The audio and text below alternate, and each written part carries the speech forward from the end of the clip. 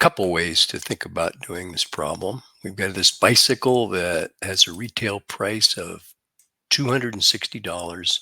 Next week, it's going to go on sale for 30% off. And then after we buy it at that price, we're going to get charged a tax rate of 7%. What's the total cost? So here's a little rectangle that kind of represents the value of the bicycle or the retail cost, $260, 70%, and 30%. And this 30% is what's going away. So one way to do the problem is to take 30% of 260, which I did right here, get $78, and then subtract that 78 from 260. There's the sale price.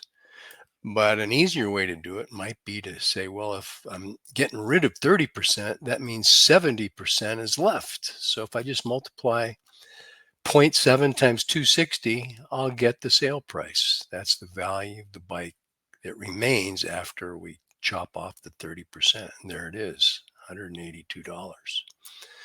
The idea is this is a percent decrease problem. So here's the original price minus 30% of the original price. And if you can visualize factoring out the greatest common factor of 260, you get in the brackets 1 minus 0.3, which is 0.7. So that's really another way to think about it. 0.7 times 260 will give you the sale price. Now we have to take that price and add 7% tax. So here's the 182, the sale price, and we're going to add on 7% of that amount. So we could figure out what 7% of 182 is and then add it on to 182.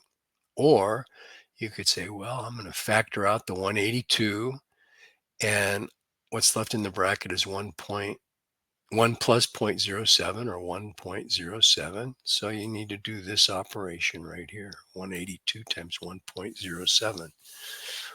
It's another way to do it with strict just multiplication. So here I did a long